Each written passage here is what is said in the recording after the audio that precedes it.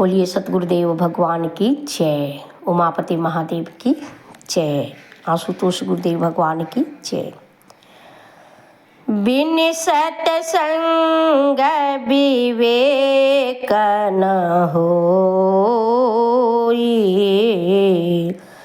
राम कृपा बिन सुलभ न सोई। प्रिय भगवत प्रेमियों, सत्य क्या है? सत्य को जानने का मार्ग क्या है? सत्य को जाने बगैर मेरा ये मनुष्य का जीवन व्यर्थ चला जाएगा, क्योंकि सत्य को जानने के लिए ही मनुष्य योनि में आए हैं। उस ईश्वर को जानने के लिए ही तो मनुष्य योनि में आए हैं। केवल मनुष्य ही एक ऐसा शरीर है, मनुष्य एक ऐसा योनि है, उसको कहा जाता है कि तुम ईश्वर को जान सकता है, तुम परमात्मा को जान सकता है।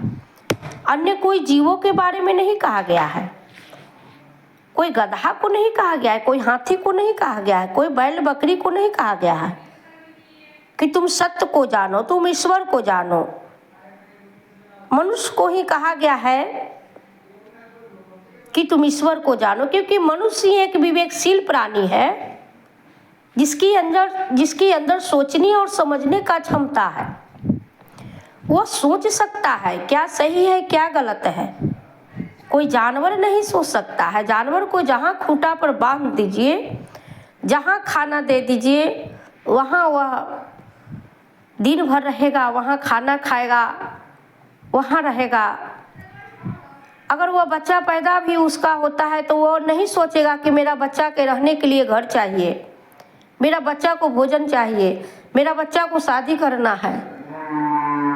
ये उसका सोचने का वह विवेक नहीं है, वो नहीं सोच सकता है। लेकिन मनुष्य एक ऐसी प्राणी है जो उसके अंदर वह सोचने और समझने का क्षमता है। वो सोचता है शादी करना है, बच्चे को ब्याह करना है, घर बनाना है, पैसा कमाना है, पैसा जमा करना है। ये अपना ये सांसारिक जीवन में बहुत सारा इकट्ठा करता है। ये मनुष्य के अंदर ये विवेक है, लेकिन एक जानवर के अंदर नहीं है। और मनुष्य के अंदर ये जन्मजात प्रेम है। वो जन्म लेते ही माता पिता से प्रेम करने लगता है, घर के समाज से प्रेम करने लगता है। प्रेम तो है, लेकिन संसार के प्रति है, कर्तार के प्रति नहीं है। और जीवन में जब सच्चे सद्गुरु आते हैं तो वो अपने शिष्य के अंदर प्रेम का आवेश जगाते हैं। किसके प्रति? परमात्मा के प्रति। सद्गुरु ही अपने शिष्य को परमात्मा के प्रति वो प्रेम का आवेश जगाते हैं, वे भक्ति जगाते हैं, भक्ति रूपी उसके अंदर वो प्रकट करते हैं, ताकि वो संसार से वो गुरु के प्रति, परमात्मा के तरफ वो उन्मुख होते हैं। वो मनुष्य उन्मुख होता है और धीरे धीरे धीरे धीरे वह परमात्मा के तरफ उसका रफ्तार आगे की ओर बढ़ता है। ये गुरु के सिवा कोई नहीं कर सकता है। जीवन में जब सच्चे सद्गुरु आते हैं तो परमात्मा से प्रेम का लव लगाते हैं और सत्य से अवगत कराते हैं। उस सत्य को जाने बिना मनुष्य एक जड़ता है, उसमें चेतनता नहीं है। वो मनुष्य के अंदर वो संसार में एक है क्या? संसार में कुछ भी नहीं है। संसार तो ये मन का पसार है। संसार एक बंधन है और इस संसार रूपी बंधन से निकालने का काम गुरु करते हैं। मन का काम है संसार में फंसा देना, संसार में फंस जाना। लाल पीला हरा ये संसार, जितना भी संसार का ये चकाचौंध है, इस चकाचौंध में मन फंस जाता है। और जीवन में जब सच्चे सद्गुरु आते हैं तो ये उस संसार से मन को हटा करके वो करतार में लगाते हैं वो परमात्मा में लगाते हैं, वो सत्य में लगा देते हैं।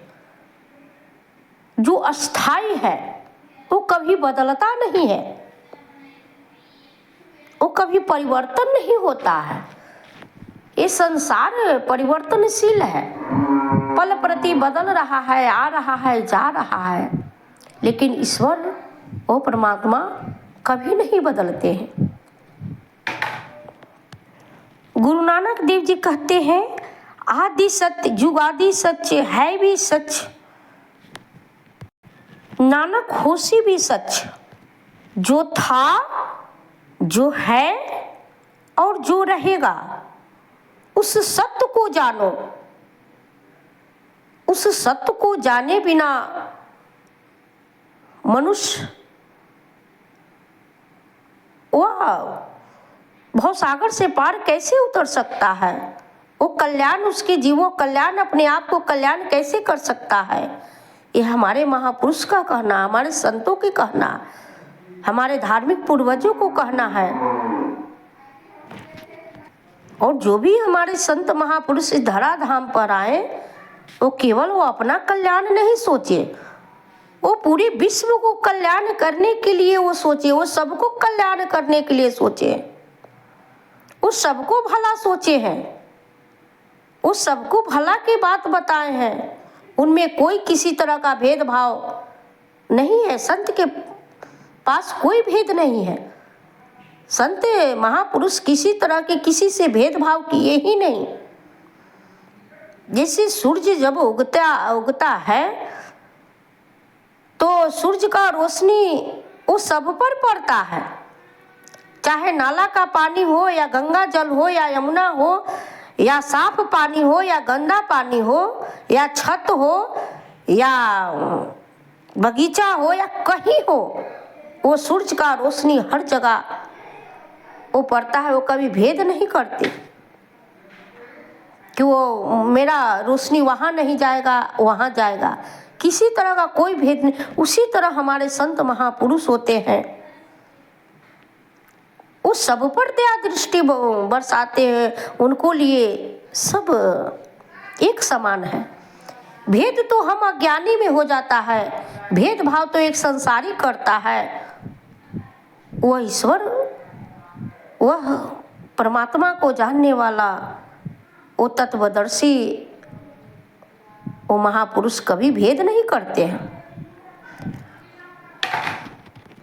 कोई भी माता पिता, कोई भी दादा दादी अपना संतान से भेद नहीं करता, चाहे जैसा भी संतान हो, लायक हो या नालायक हो या काला हो गोरा हो, किसी प्रकार का वो विकलांग हो, जैसा भी हो, वो कभी माता पिता अपने संतान से भेदभाव नहीं करते। इसी तरह हमारे महापुरुष, वो धार्मिक हमारे पूर्वज हैं। जितना भी संत महापुरुष हैं, व्यक्त हैं और अव्यक्त में हैं, जितना ऋषि महर्षि हैं, ये सब हमारे धार्मिक पूर्वज हैं, आध्यात्मिक पूर्वज हैं। हम उनका संतान हैं। क्या वो मेरे पूर्वज हमसे भेदभाव क्यों करेंगे? और जो उनको बताए हुए रास्ता पर जो चला, वो अपना मंजिल को प्राप्त कर लिया। जो सत्य को जान लिया और जो उनका बताया हुआ रास्ता पर नहीं चला, वह भटक गया, वह पगडंडी पकड़ लिया। और पगडंडी पर चलने वाला व्यक्ति तो गिरता ही है, लेकिन संत का बताया हुआ रास्ता ये राजमार्ग होता है। और जो राजमार्ग पर चलेगा वो शिवत्व को प्राप्त कर लेगा। वह क्योंकि राजमार्ग है और ये राजाओं के बनाया हुआ मार्ग है। और राजा कौन है? राजा सतगुरु होते हैं, राजा महाराजा महापुरुष होते हैं, जिसके पास अथाह संपत्ति होता है, वो परम अर्थ होता है। वो कोई संसारिक व्यक्ति के पास वो परम अर्थ नहीं होता है। वो हमारे संतों के पास वो परम अर्थ है। असल धनी तो हमारे संत होते हैं, असल धनी तो महापुरुष होते हैं, जिसके पास अलौकिक धन होता है। वो अलौकिक धन सांसारिक व्यक्ति के पास नहीं होता है। अब कोई भी माता पिता अगर अपना जथा या अपना संपत्ति देगा तो किसका देगा? अपना संतान को देगा, अपना बच्चा को देगा, अपने जन्म देने वाले को ही तो देते हैं। तो हमारे जितने भी संत महापुरुष हैं उनको पास संपत्ति आध्यात्मिक व पारलौकिक संपत्ति है, जो न दिखने वाला जो संपत्ति है वो सूक्ष्म संपत्ति है, वो किनको देंगे? अपना ही संतान को देंगे। तो जो संतान अपने पूर्वज को बताया हुआ, अपने धार्मिक पूर्वज को बताए हुए रास्ता पर जो चलेगा, वो धन तो वो भी तो मालामाल होगा, वो भी तो पुत्र, वो भी संतान मालामाल होगा और वह धन को पा करके वह आनंद हो जाएगा। और वह संत महापुरुष अपने संतान को धन देते हैं,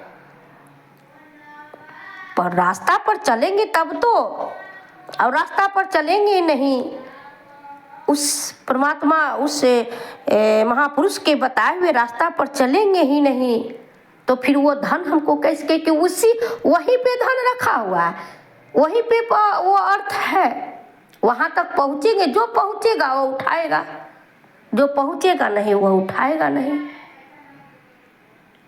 सज्जनों, ये गुर बहुत बड़ा गुर शब्द है, गुर रहस्य है।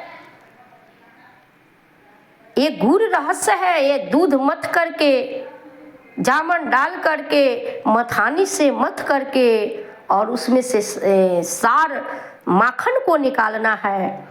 और जो माखन निकालेगा, माखन खाएगा, वही तो बलिष्ठ होगा, वही तो शक्तिशाली होगा। संसार में आए हैं तो संसार में रहकर संसार की में से वो सार को निकाले, उस परमात्मा को जाने और परमात्मा का वह ब्रह्म तत्व का जूस पी करके वह ब्रह्म तत्व का वह ऊर्जा लेकर के बलशाली हो जाए। और यह बिना सतगुरु के, बिना तत्वदर्शी गुरु के ये संभव नहीं है वहाँ तक पहुँचना। गुरु मेरे माता पिता होते हैं, वो हाथ पकड़कर चलना सिखलाते हैं। एक शरीर वाले माता पिता होते हैं, वो बाहर जगत में वो उड़ना सिखलाते हैं, लेकिन ये आध्यात्मिक गुरु होते हैं जो अंतर जगत में उड़ना सिखलाते हैं।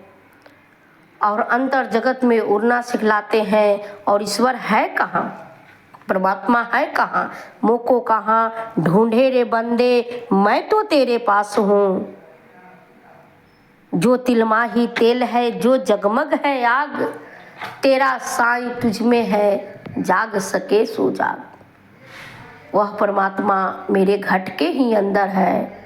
और जब घट के अंदर उड़ना सीख जाएंगे तो फिर वह परमात्मा मेरे दूर नहीं है, ईश्वर मेरे दूर नहीं है। सज्जनों, संत पहुँचे हुए फकीर होते हैं। हमारे संतों ने हर चीज का अनुभव किए हुए रहे, वो अनुभवी होते हैं, वो सूक्ष्म अनुभवी होते हैं, वो हर चीज को सूक्ष्म रूप से देखते हैं।